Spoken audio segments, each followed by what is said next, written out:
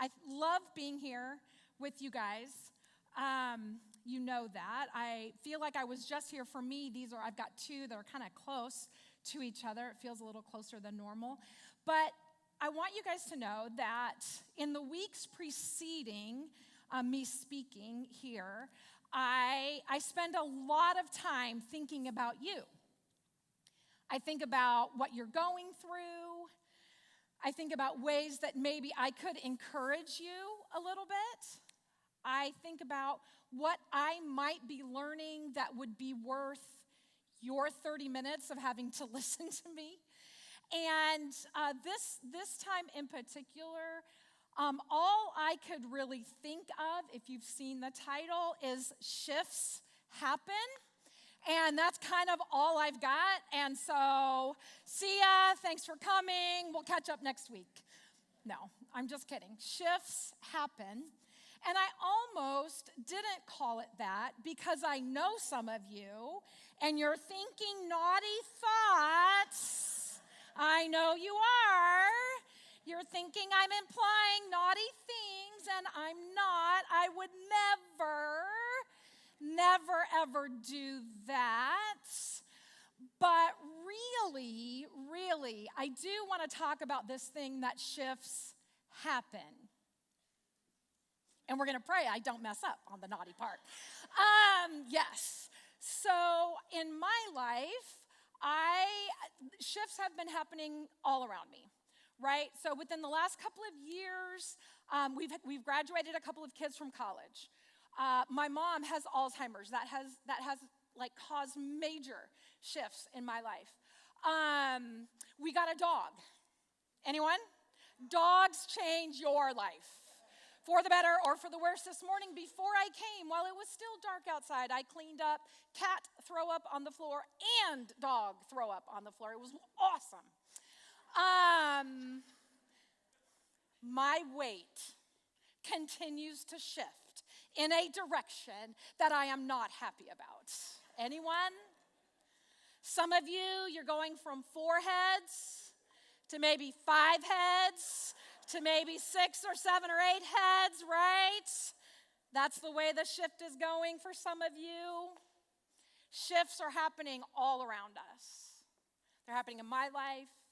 They're happening in yours. I know some of you guys have kids that have graduated from high school and moved out. I know some of you are the kids that have graduated and moving on. Some of you are taking care of your parents, your kids, and your grandkids in ways that you never expected, right? Some of you are facing life challenges, life shifts at work. Maybe you're looking for work. Maybe your work is too much. You didn't expect it to be what it is. Maybe your place of work is shifting, or you've lost that job for the first time in decades or whatever, and you're out looking again. Shifts are happening all around us, and we haven't even touched on the shifts that are happening out there at large. Right? Ideologically, things are shifting and changing. Politically, economically, they're happening everywhere. Socially, culturally, shifts are happening. And so you can see why I just couldn't get away from it. And I want to give you a little bit of encouragement this morning because we see even shifts happening in here in our churches, right? And they're happening everywhere. And so we're going to talk about those for just a little bit this morning. In these shifts, maybe some of you feel closer to God than you ever have. And that's awesome. I love that for you. But there are some who, as these shifts are happening, some feel further away from God. They feel that way. Like maybe he isn't there. Maybe he isn't all that we've made him to be. Some of us feel that way. We feel far from him. But he's not far, is he? We know that. And as I've been thinking about these shifts, I couldn't help but think about manual transmission cars and earthquakes, right? Thank you, Van, for laughing. How many of you even know what a manual transmission car is and why I would think of that? It's one with a stick shift, right? How many of you know how to drive a stick? Okay, there's a pretty good group of you. Anyone still have one? Sweet. I knew you guys would. Nice, awesome. Some of us still, no, I don't know. I learned how to, it was a long time ago when I learned how to drive one, but I think I could still get in and drive one. How many of you have no idea what I'm even talking about? Anyone? Okay, good. At least you all kind of know. For those of you who have never learned how, learning to drive a stick shift requires a lot of practice, some preparation even, like you have to kind of understand the basics before you even go. And then it also requires a lot of patience on your part with yourself and on the person teaching you, right? And as you're learning how to do the stick and gauge the clutch and the gas and the clutch and the brake and as you're learning how to do all of that, there's a lot of lurching, right? And stalling that happens. There's a lot of lurching and stalling that happens. And so we'll talk about some of that today. The other thing that I couldn't stop thinking about were earthquakes. So that's a whole different kind of shifting. You can't really prepare for them. You can build stronger structures and different things like that, but you have no idea when they're coming. They hit you from out of nowhere. The literal ground beneath your feet shakes, right?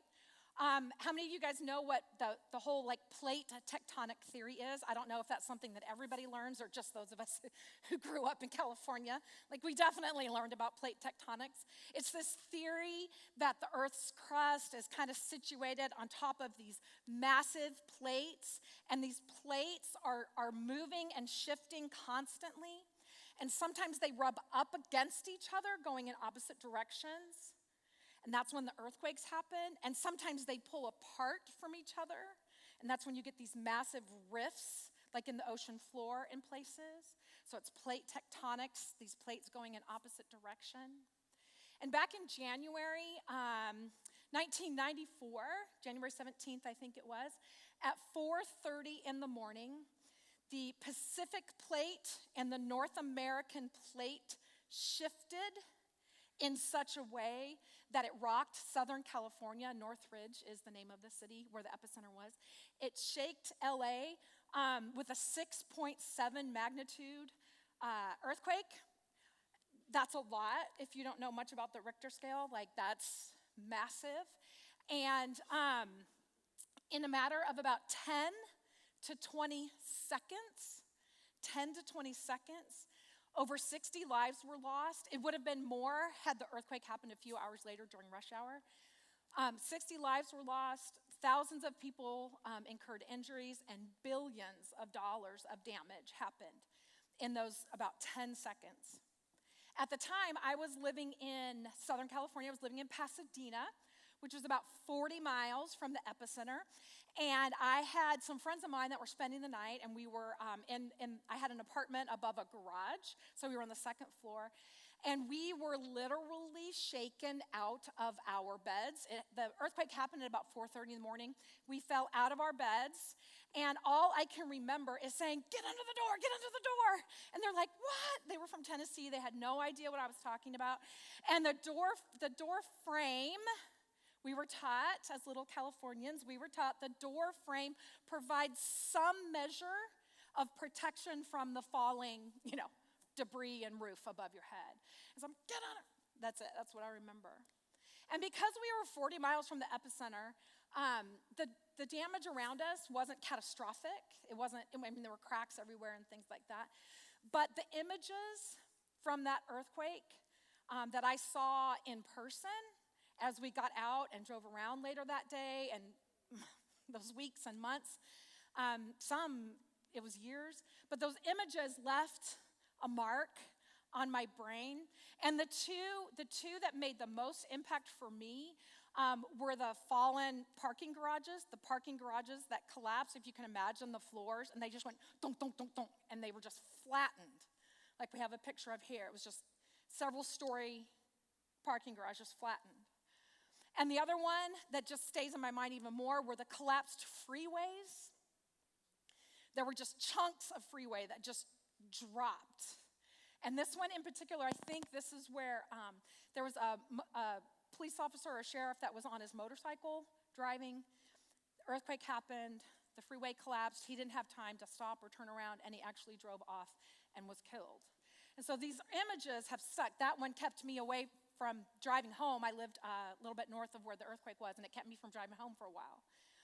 And earthquakes like this, like, you don't forget them, right? You don't forget. They leave a mark.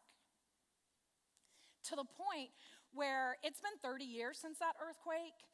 I live in Florida now, where it is virtually impossible to suffer from an earthquake like that because we live on a sponge. You know, if we had an earthquake, it would be a little bit more like, a waterbed rumble, It wouldn't be a ground shaking thing, but it's left a mark.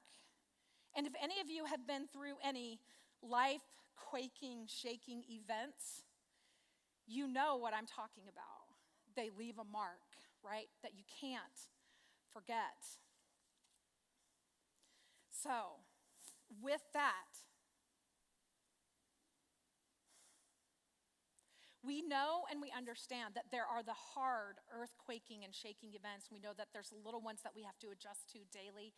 And we also know that they're not all bad, right? Some of them are catastrophic, but they're not all bad. Like maybe Jesus was a pretty earthquaking, shaking event that happened here on earth, wasn't it? I mean, he certainly shook up the ground that he walked on in his Jewish community and his Jewish family and his Jewish friends. Like, he shifted things there, didn't he? He changed them forever. It left a mark that we still know and feel today, right? Grace is another one of those things, isn't it? That left a mark on a lot of us as we learned about things like the finished work of Jesus, like no condemnation, like no separation. These things, as we learned about them, left a mark, and they changed us. They changed the way we saw and understood God. They changed the way we understood ourselves and our identity in him. They changed the way we see each other and others. I've talked about this before a little bit in general, but I've never talked about it in specifics.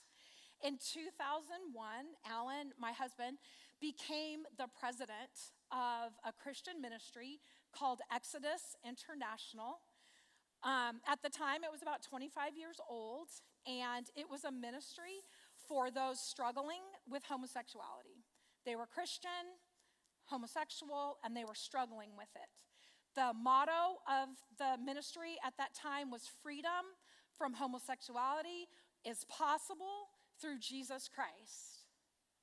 And we were there for those who were struggling. There were other ministries that were there for people who were gay and Christian and not struggling. We were there for those who were. And we were doing the best we could with what we understood the Bible to say about homosexuality and it being a sin and all of that. And the thing is, at the time that he was leading that, and I worked with him, I was on staff for a long time, so if I say we, that's why. At the time that we were working there, we were also attending church here and learning about grace and learning about those things. No condemnation, no separation, finished work of Jesus. And we found ourselves in a place where there were two conflicting, opposing ideas. And one was that people should and could change, and the other one was grace and the finished work and no separation. And for about a decade, this tension rose, this friction between these two increased to a point that at one point, about 2013, a shift happened. It happened. And what we found ourselves believing, knowing, was that being on the right side of the gay and or the homosexuality or the gay and sin question, being on the right side of that, whether you were for it or whether you were against it, being on the right side of that question became far less important than being on the right side of God's grace and his love for people. And that shifted everything for us. Sent out a few shockwaves, not gonna lie, but it shifted everything for us.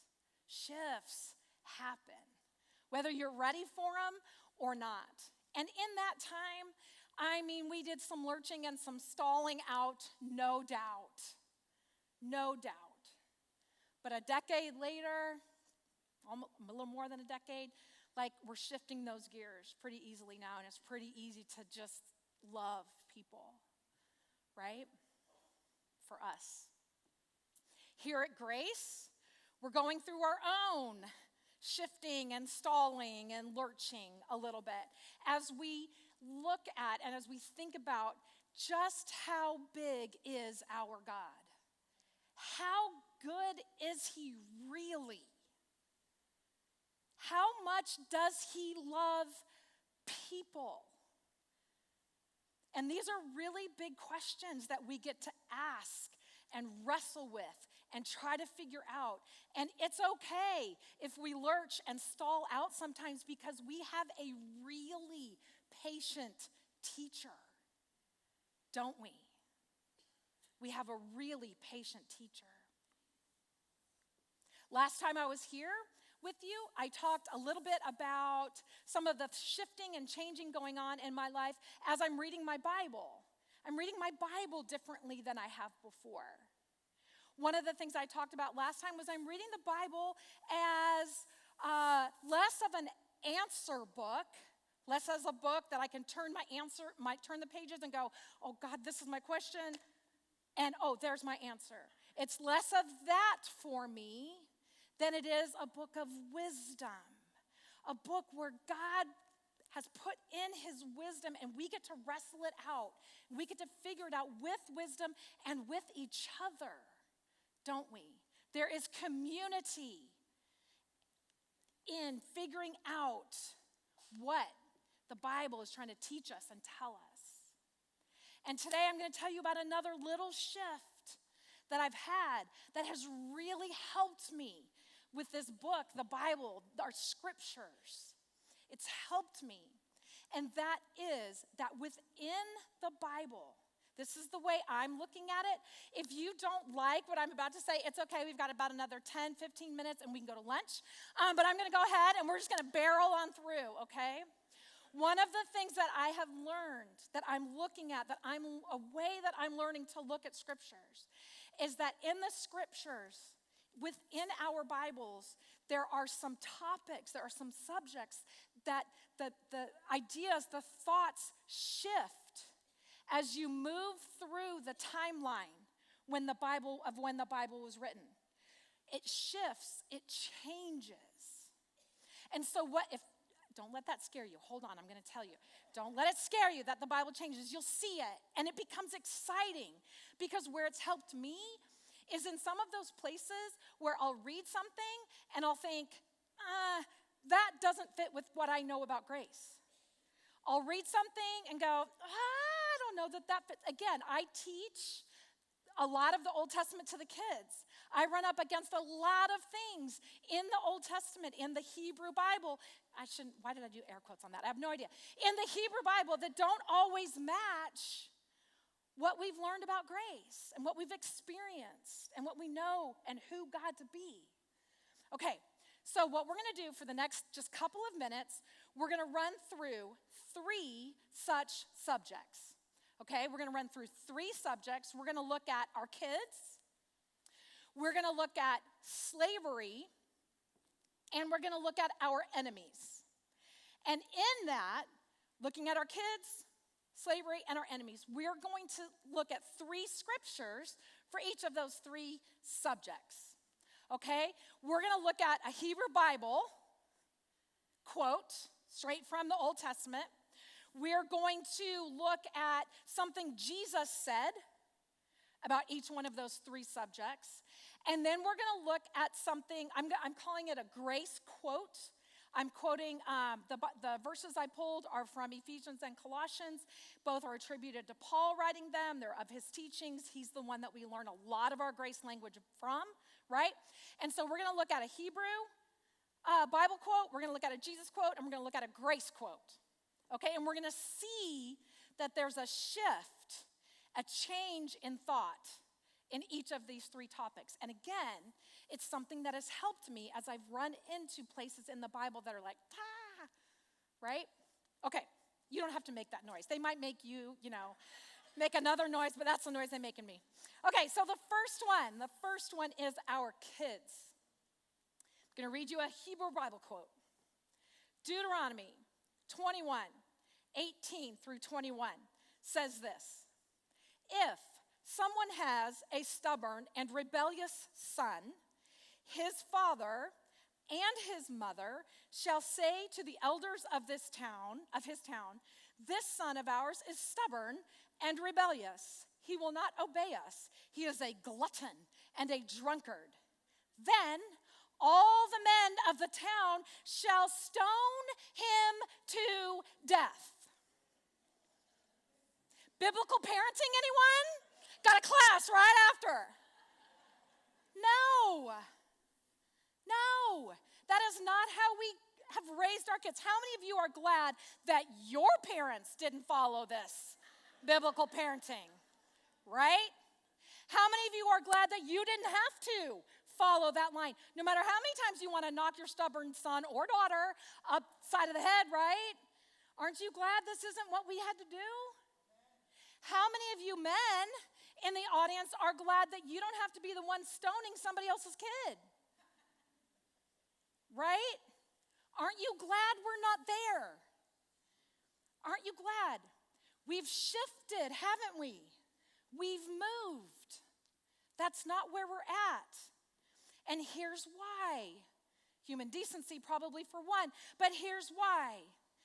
Jesus says in Matthew 19:14, even though he doesn't directly address that law, the Deuteronomy law, Jesus says this: let the little children come to me, and do not hinder them, for the kingdom of heaven belongs to such as these.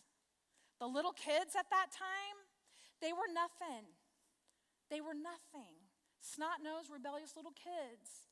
And Jesus' disciples were protecting him from them. They wouldn't let the kids near. Jesus shifted everything when he said, no. It's not the way we do it. He said, bring them to me, and don't you dare hinder them from coming. Side note, when Alan and I closed Exodus, we wanted to write a book called Unhindered, because that picture of letting anyone come to Jesus and not putting up any hindrances for people to come to him marked us. It was a verse that took our breath away. Don't hinder them from coming to me. And then grace takes it further, doesn't it? Grace takes it further. Ephesians 6:4 says, fathers, do not exasperate your children. Dude, I don't know how to do that one. That one's so big. What do you mean, don't exasperate your kids? I do it daily, right? Right? But there's something about, see, this isn't an answer for what we are supposed to do, but it's a place that wisdom can work, that I can talk to others who have gone before me, that I can set out on the trajectory that Jesus and grace set. I can set out on it and take some time. I've got a really patient teacher. And we can work it out as the best we can, even though we lurch and stall all the time. We can work it out. How we see our kids, it's shifted, hasn't it? Here's another one. Slavery, slaves. I'm so glad this one has shifted. Hebrew Bible says this in Exodus 21:20 through 21. If a man beats his male or female slave with a club and the slave dies as a result, the owner must be punished. But if the slave recovers within a day or two, then the owner shall not be punished, since the slave is his property. I don't know about you, but there are lots of verses like that in the Bible that promote, that assume slavery is a thing. They can be really embarrassing when people who maybe you're trying to witness to, or maybe who you're trying to share God's love with and talk about God's so awesome, and they throw that kind of verse back at you, it can stop a conversation really quickly. Because we don't always know how to answer that. But I'll tell you what, the shifting, provides a great answer. The shifting. Again, Jesus doesn't necessarily speak anything against verses like that. It's kind of scary. It's kind of weird when you think about it. But what he did is he shifted the entire conversation into a different direction. And what he said in Luke 4 through 18. And this one's kind of fun because it's actually a quote of Isaiah. So not only is Jesus saying it, but we see the shift in this one start in the Old Testament. So even within the Old Testament, even within the Hebrew Bible, we see a shift happening. Jesus says, "The Spirit of the Lord is upon me because he has appointed me to proclaim good news to the poor. He has sent me to proclaim release to the captives, the regaining of sight to the blind, and to set free those who are oppressed, to proclaim the year of the Lord's favor."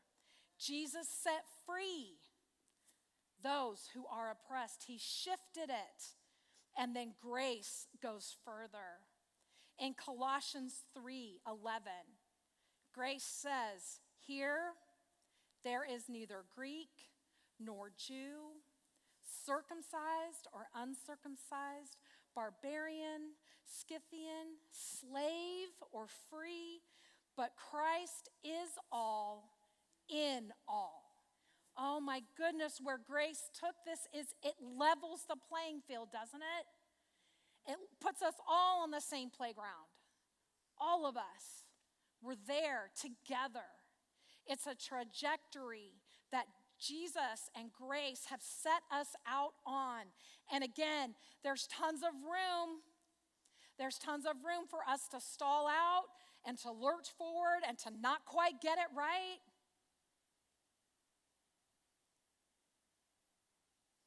But the trajectory is there, isn't it? Okay.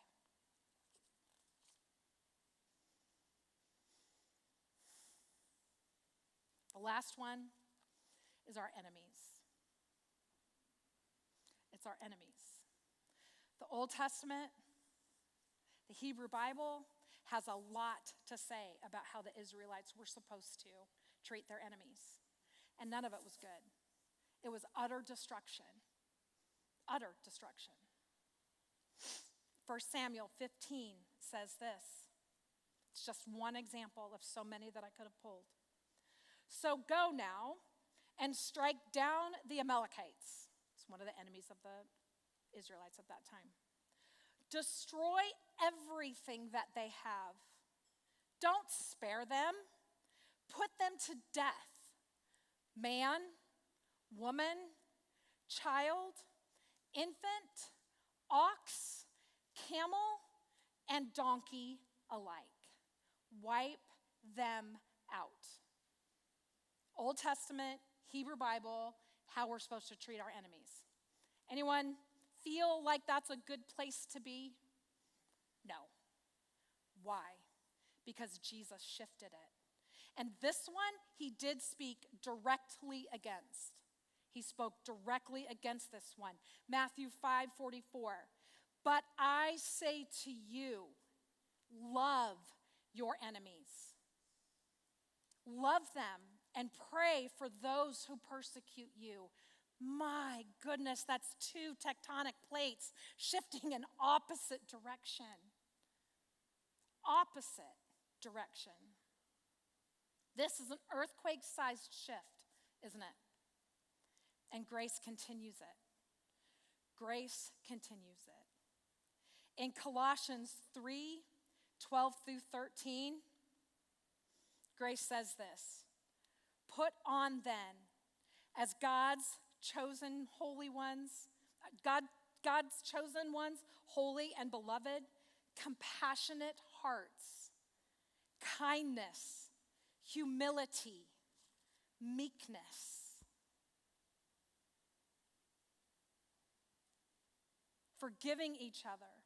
Or if any of you have a complaint against one another, forgiving each other as the Lord has forgiven you, so you must forgive. Not only are we not supposed to destroy them, not only are we supposed to just like, I love my enemies, just talk about it. We're supposed to do it with kindness and compassion and humility. This is a massive shift that we see. It's massive. And it's up to us to decide if we're going to continue in the trajectory that Jesus set. There's room for wisdom to work there. There's lots of room for stalling out and for lurching forward. But we can do it, y'all. I think if we choose to see this journey as something that's kind of fun, scary, it's like what we used to talk to our kids about. It's a little bit scary, but it's fun, like roller coasters and airplane rides, right? If we choose to set down our defenses, if we acknowledge that there are things that have happened in God's name within our churches and things that even happen within our Bible that we just don't see lining up with who we know God's be, if we're able to go there and just acknowledge it that some of this stuff is hard. If we look for the shifts and the trajectory that Jesus and grace has put us on, and if we practice those things, if then, my friends, you know what I think? I think maybe if we could do all that, the people that we've been fighting with for so long, maybe they won't want to fight us anymore either. Maybe the ball is in our court to be the one who is nice first. I talked about that with my kids a lot growing up. Somebody has to be nice first, right? I think it should be us. Why can't we be nice first? It's up to us. I have one more short story. As I told you, the earthquake that happened in Northridge happened at 4:30 in the morning. So it was dark. And when it happened, the power went out everywhere. So there were no street lights, there were no lights in the buildings, no lights in the homes. It was complete and total darkness in many, many areas. And during those first few hours, in the aftermath of the earthquake, emergency services, the police, different places, got a ton of calls from people who were concerned about this giant silvery cloud in the sky. They had no idea what it was. Remember, the ground has shifted beneath their feet, buildings are crumbling, and they're seeing this giant silvery cloud in the sky. And as it turns out, because the lights were out, people were seeing the night sky for the first time without light. And it was the Milky Way. It was the Milky Way that they were seeing. They had never seen it before. They didn't know it was there. But because of the shift, they saw something that had been there all along. They just didn't know it. And I think because of some of the shifts that we're going through, I think there's a chance that we can see things that have always been there. And maybe we just haven't known it. Will you guys stand and pray with me?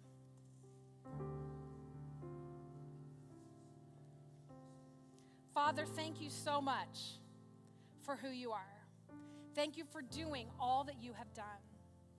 Thank you that we can see these shifts, Lord, and that it's a growing trajectory of love and grace and goodness. And God, I ask that you would help us to continue in that way. Thank you for being with us as we are in this place and as we go out in the world. Lord, help us to be nice first. And it's in your name we pray. Amen. Thanks you guys so much for listening. Have a great week. Bye.